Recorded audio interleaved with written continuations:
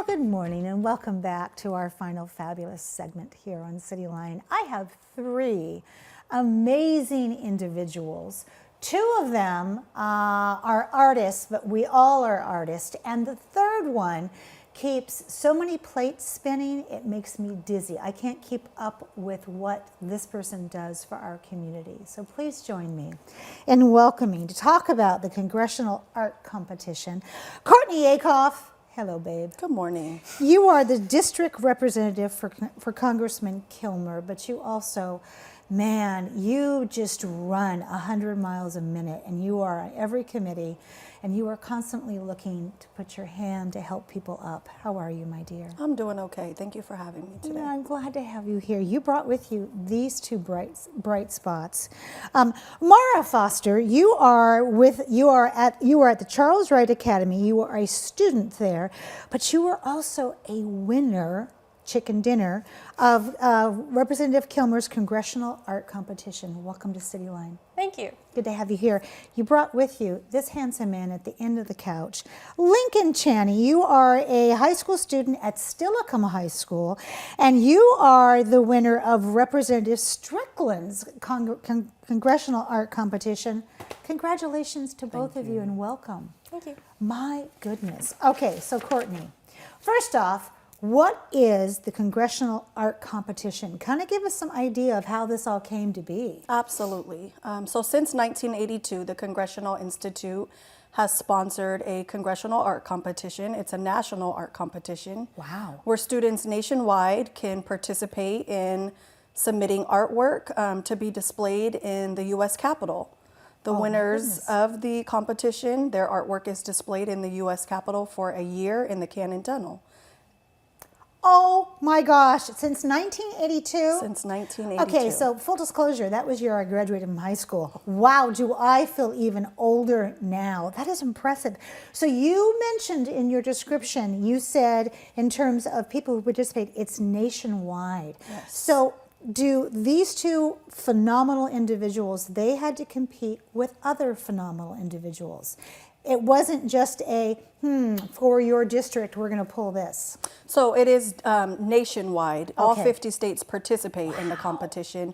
However, each representative chooses one winner from their district. Okay, okay. Yes. So how do students get involved? For instance, kind of walk us through that first moment of, who is Mara, who is Lincoln?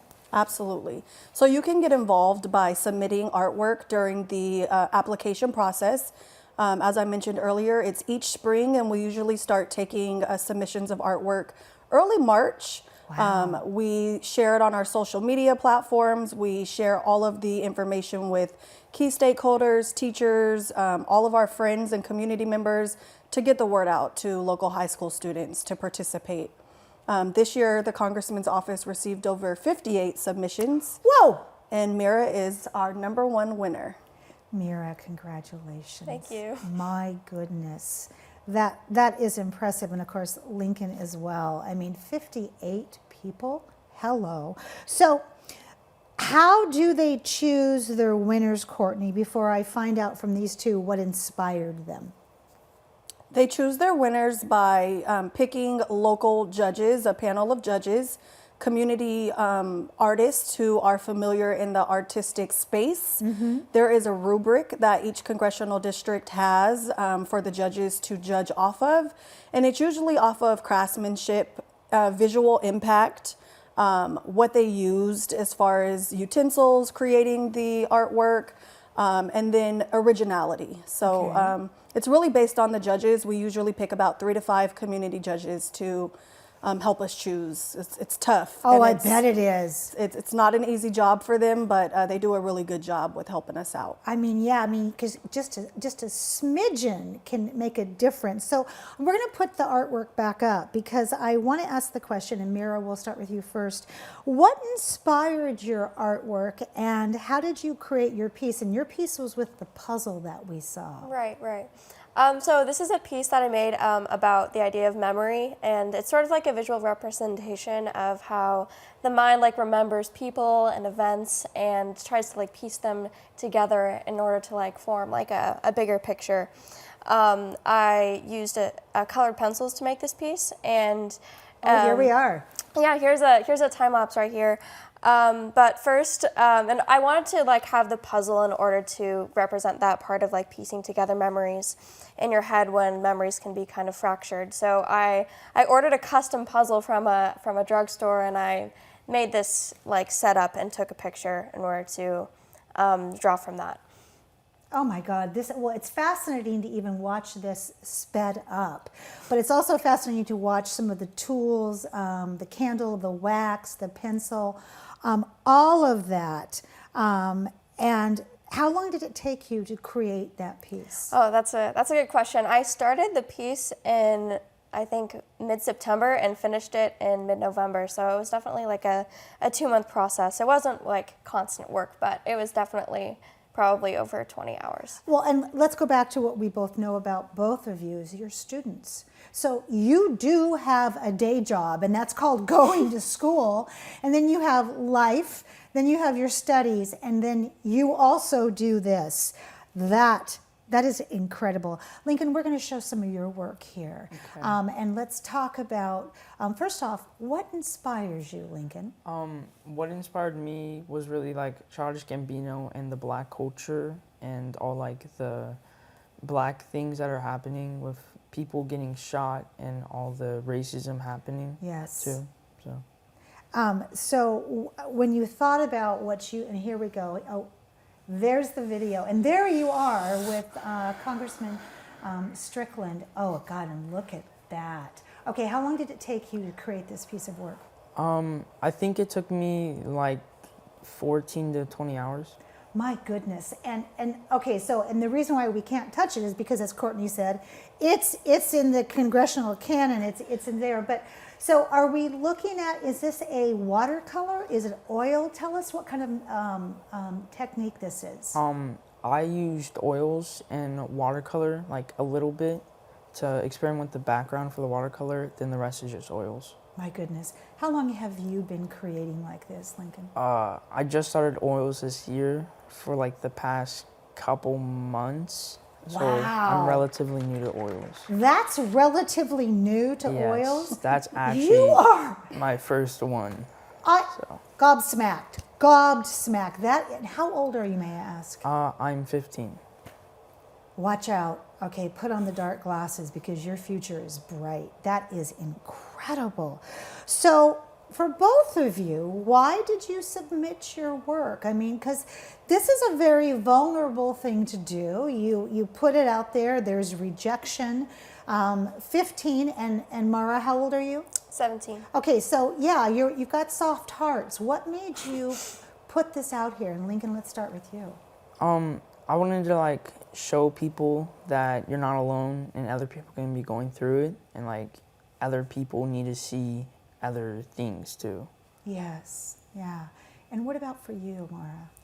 It's always a really exciting opportunity to be able to show your art to other people and to have an audience for the things that you spend a long time creating that are like personally meaningful. So it's exciting to have it presented to like a panel to like look at it. Yeah, absolutely. To say, okay, yes, I am as good as my parents say, because it's your parents, you know, your mom, everything else. So last few minutes here, and the question for both of you is, what advice do you have, and we'll start with you first, Mara, for students who are seeing this and thinking, maybe I should submit something? What would you say to them? I would say do not be afraid to submit your artwork to this competition.